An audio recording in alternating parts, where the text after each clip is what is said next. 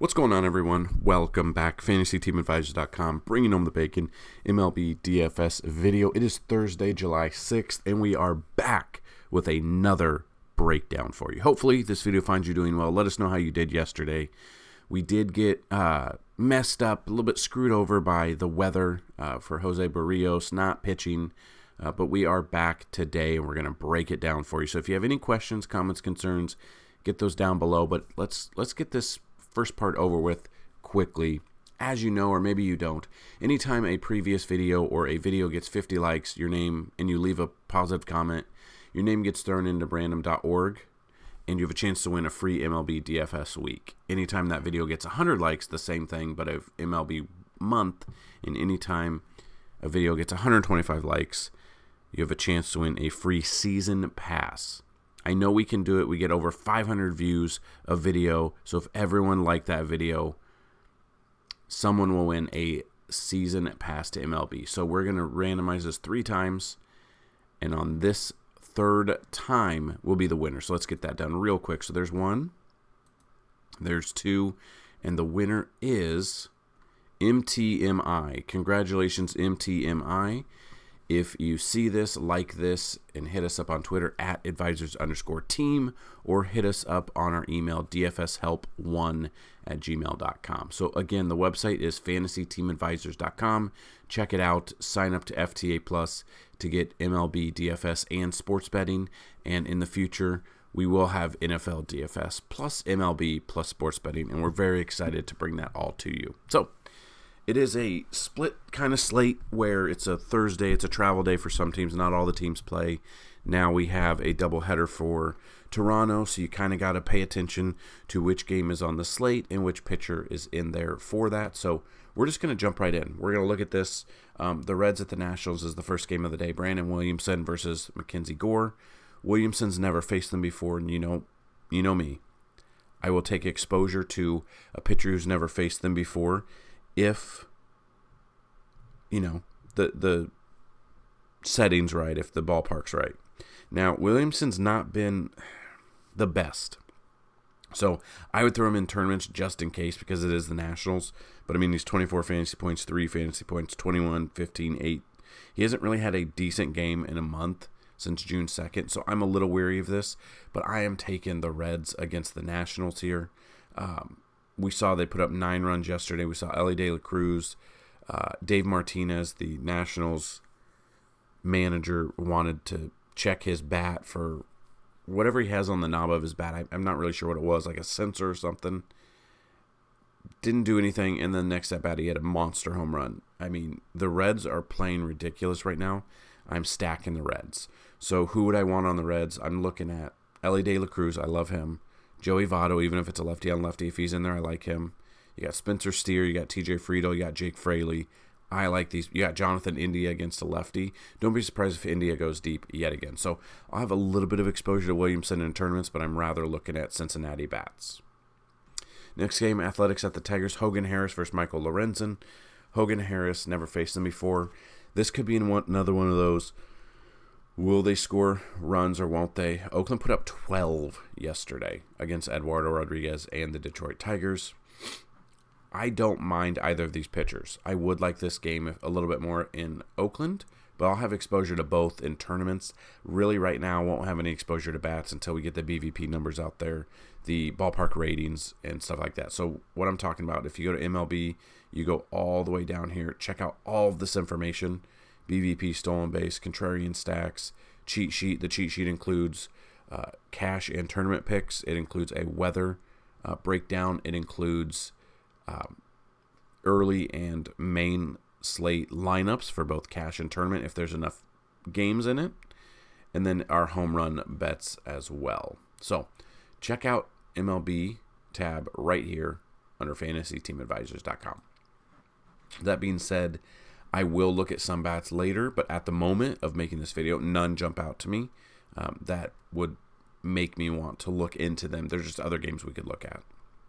Then you got the Cubs at the Brewers. You got Marcus Stroman versus Freddie Peralta. Stroman, 65 plate appearances, 288 batting average, 21.5K percentage. Then we look at Freddie Peralta's 84 plate appearances, 187. So 2 starts ago, Stroman left his start with a blister. His last start, I said, I don't think I want to pay up for him because that blister, he didn't take any time off with it. So it's not like it's going to just heal completely. And then against Cleveland, which should have been a good matchup for him, 5.2 innings, did have 7 strikeouts, but gave up 5 earned runs and only had 23 fantasy points. And that is not enough for his $10,400 salary on FanDuel. I don't know if the blister is still an issue. I don't know if it's breaking down a little bit. I don't know, because Stroman is the most expensive pitcher on the slate. And then you got Freddie Peralta here, 84 plate appearances, 187 batting average. I kind of like Freeman. If we're digging in and looking at what bats have had success. Willie Adames, 8 for 15 with 2 home runs. That's a cheap option. Christian Yelich is on fire this year so far. 2 for 9. Nope, nothing there. Tapia, 2 for 12 with a double. Winker, 1 for 9 with a double. 2 for 4 with the double for Brian Anderson. I mean, little ticky-tacky stuff. This one bothers me because Stroman's been amazing this year. 9-6 record, 2.76 ERA. Hasn't had success against the Brewers like you would like. But I don't know if the blister is a problem. I might avoid Stroman just because I don't know. Like, he could have an amazing game and I'll have no exposure to him, or I'll have a little bit. The blister concerns me a little bit. So this is something to monitor. They're not really going to talk about it. He just got lit up pretty bad his last start. So this is one I probably have less exposure to than the field on this one. My ownership will be less for Stroman. Think I'll have a little bit more exposure to Freddie Peralta here. Cheaper option as well. Trying to see how much cheaper. Almost $2,000 cheaper. So yeah, definitely look at that. This is the play from yesterday. Same breakdown as yesterday. Taking Barrios here. I know he got lit up his last start. I like him in this instance against Lance Lynn and the White Sox, and I won't have any exposure to Lynn. So if you need a breakdown, go to yesterday's video to see the breakdown about this one. This is the second game. I don't think you can play this game, so we're going to avoid this one. Trying to see. I'm not sure how this one plays out. I don't think this game will be on the slate. Let's see.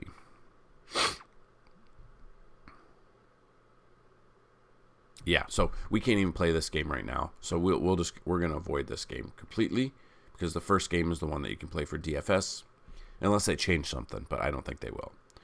And then you got Phillies at the Rays. You've got Christopher Sanchez versus Sean Armstrong. Sanchez has never faced them before.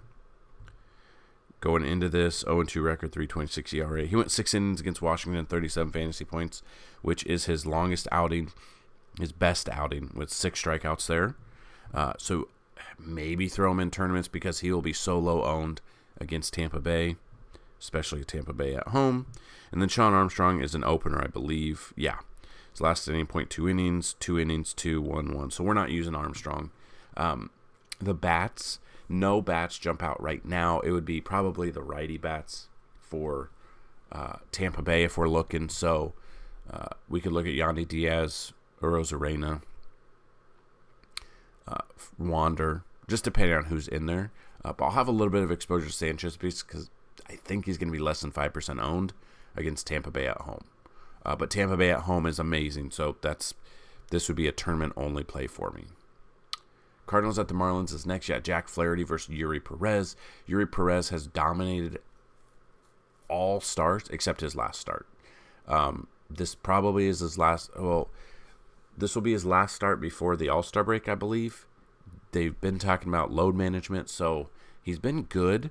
I guess lucky, unlucky aspect is he got lit up his last start, so he didn't pitch very long. So that's a plus. The Cardinals are very bad. I know they put up a lot of runs yesterday, but then they lost in Cardinals fashion. Overthrow, a simple dribbler to the pitcher, overthrow to first. Marlins won it, 10-9, I believe. Flaherty has been lit up this season, except for his last start against the Yankees, I believe. Let's see. 5-5 record, 4.6 ERA. Yeah. 40 fantasy points against the Yankees, 6 innings, only 4 strikeouts, but got 40 fantasy points. Against Washington, 6.1 innings, gave up 10 hits, 5 strikeouts, 6 earned runs. Against San Francisco, a worse team, 4.1 innings, 6 earned runs. Trying to see if he's faced the Marlins this year. He has not. I'm still taking the Marlins. They're a very hot-hitting team right now. I'm still taking Yuri Perez. Really love Yuri Perez here. Think he's going to have a bounce-back game. I will be all over Perez, both cash and tournaments against Flaherty. Orioles versus the Yankees. Kyle Bradish versus Luis Severino. Bradish, 57 plate appearances, 375. Yankees lost the game yesterday, had no offense whatsoever. And then you got Sevy, 29 plate appearances, 231. So Severino has looked not the best. Coming in, 1-3 record, 6.3 ERA. Against St. Louis, 4 innings, 7 earned runs, -3 fantasy points. Then against Texas, a really good team, 6 innings, only 4 strikeouts, but 40 fantasy points. So I think Sevy is only a tournament option for me at this point. Bradish, it's really hard to know because what Yankees team is going to be out there? Bradish against them has given up 3 home runs. 2 of them have been to Harrison Bader. He was out yesterday, so hopefully he was refreshed. 4 for 6 with a double and 2 home runs. Like I said, if Stanton is out there in the outfield, I'm taking him. If he's DHing, I'm avoiding him. His numbers when DHing versus playing the field are ridiculous. Anthony Volpe, ever since having chicken parm a couple of weeks ago, is on fire. Another home run yesterday. So I will be looking at some sort of Yankee stack here, whether or not that's Rizzo, Glaber, Harrison Bader, Stanton, Volpe. Harrison Bader will be in all of my lineups if he's playing. Glaber as well against the Orioles. He had some really hard hit balls yesterday. Just missed home runs on multiple hits. So he's getting locked in at the right time. IKF is on fire lately, turning it around. So there will be some sort of stack for me when I look at that. Sevy's only a tournament option. I don't know how much exposure I'll even have to him. The Orioles are a good team, and he's just looked absolutely bad. So this could be a game where a lot of runs are scored or a very low-scoring game. You never know with the Yankees, depending on what lineup comes out. Royals at the Guardians is next. Jordan Lyles versus Tanner Bibby. Lyles, 51 plate appearances, 267.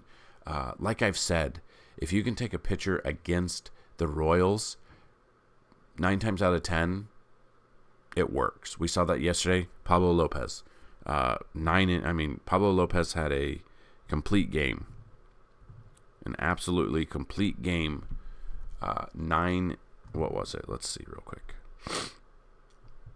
Twins ended up winning 5-0.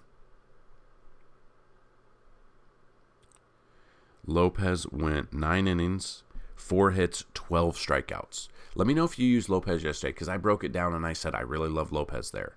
So let me know if you used him. And then Tanner Bibby has a good matchup here against the Royals. I do wish this game were in Kansas City, but it's not. We'll take what we can get.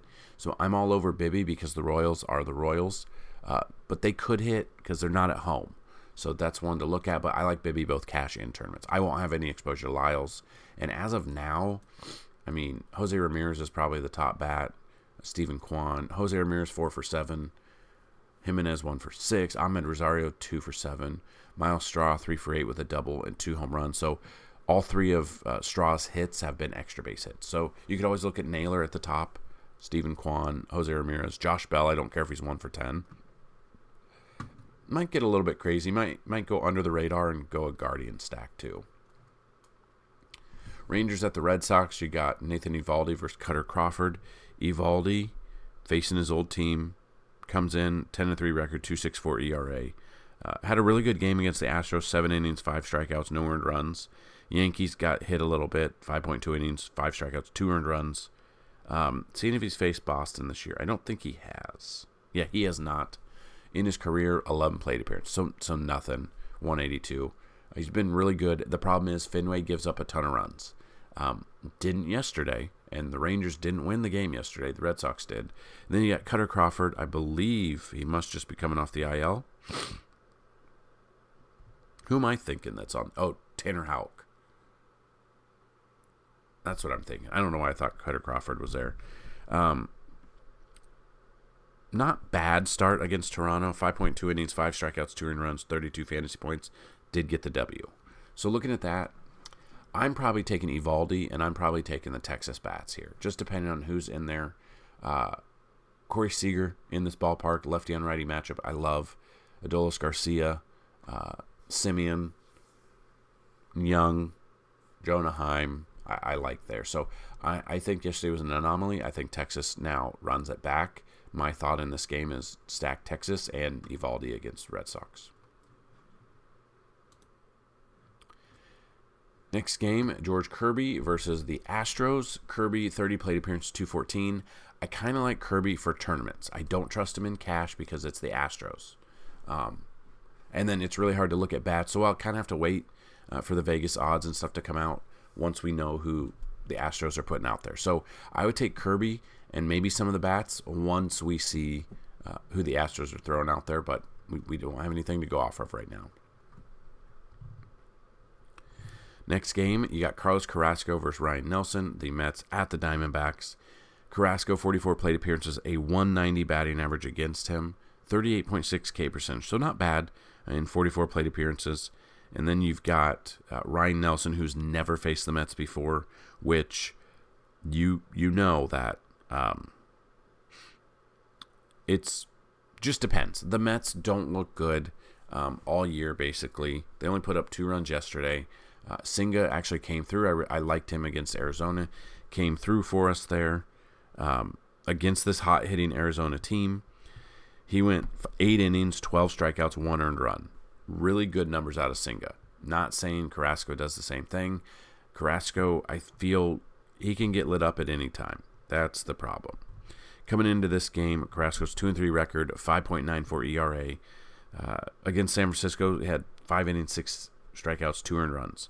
He's given up 2 earned runs in back-to-back games, but those were against that. Actually, one was against Philly, but that was only in 4 innings. So I'm probably not taking either pitcher in this one. I'm probably looking at the Arizona bats here. I'm looking at Ketel Marte, Corbin Carroll, those 2 at the top.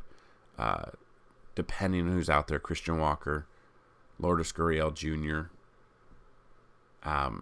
It will really depend on what lineup comes out. And this is a really late game, so if you're stacking this game, you got to hope that those players are in because it's one of the latest games on the slate, especially on a slate where it's split and then you have less games in the day. That's kind of what we have to look at. Perdomo, if he's at the top, he's a very cheap option at $2,700 on FanDuel.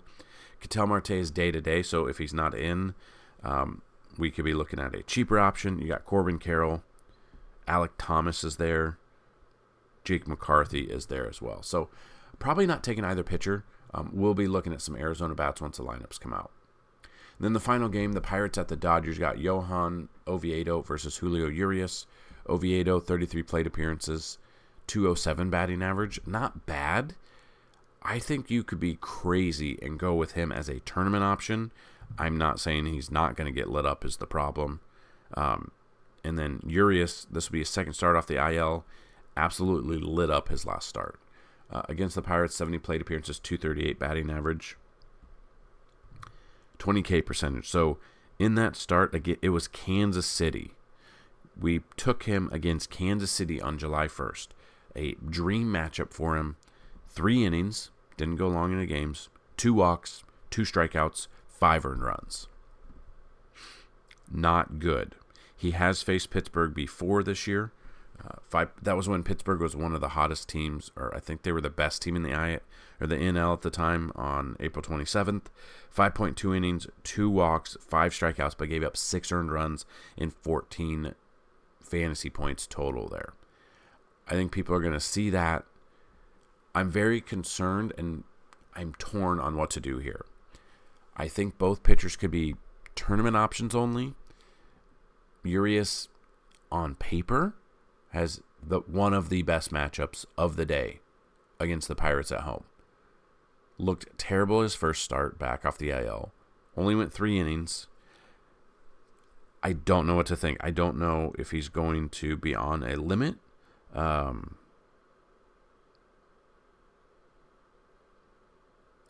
He was on a pitch count his first start at 66 pitches and only got through 3 innings because he did get lit up against Kansas City. They're expecting him to go deeper into this game, so I will have exposure to him, but probably only tournaments as well. So I think both of these pitchers are only tournament options. I don't trust either of them enough for cash. And like 2 days ago, we had a really good pitching slate. We had a lot of great pitching options to go through. Today, I feel like it's only like a couple of pitchers that you feel confident about or want to use, and then the rest are only throw at the wall type pitchers, dart plays. So this is where I'm a little bit confused, but I will have some exposure to Urias in tournaments. Same thing with Oviedo. Oviedo in this matchup, 3-9 record, 4.61 ERA. Trying to see if he's faced the Dodgers this year. He did 5 in that same series, April 25th, 5.1 innings, 4 strikeouts, 4 earned runs, 16 fantasy points. So only gave up 4 earned runs. That was at home. So he's gotten better over the course of this year, but he hasn't had really, really good starts. He had 1 against Miami, 7 innings, 1 earned run, 6 strikeouts. But his last start on July 1st, 5 innings, 8 earned runs against Milwaukee. Doesn't bode well. So in tournaments, you got to get crazy a little bit. If you pay for Oviedo, you're able to pay up for other bats. Oviedo's 8,500 here. But I will have if I'm making 20 lineups, he'll be in one of them. Or if on DraftKings, if I'm making 20 lineups, he'll be in one of them of the 2 pitchers. So I'll be very low on Oviedo, but I'll have just a tiny exposure just in case. And same thing with Urias. I probably won't be... I'll be under the field on this one. I won't have as much exposure as probably some other people. So there you go. Depending on when you watch this video, hopefully all the pitchers are out there. The Vegas numbers are out there. But go check out FantasyTeamAdvisors.com. You can check out all of the tabs we have there. Everyone that signs up, thank you so much. A lot of people signed up for FTA Plus yesterday, which was awesome. If you have questions, let us know. Email us, dfshelp1@gmail.com, or you can hit us up on Twitter at advisors_team. The website, again, is FantasyTeamAdvisors.com, not Fantasy Team Advice. So FantasyTeamAdvisors.com. Go check that out. If you have questions about the website, you can click the links in the description down below. That'll take you to the website. And, yeah, we're very excited. It's almost the All-Star break next week. So that's the time we sit back and recharge, and then we hit the head running for the last couple of months before NFL season, and then we dig into NFL season as well. So good luck to everyone on this Thursday. Let's bring home some bacon. Peace.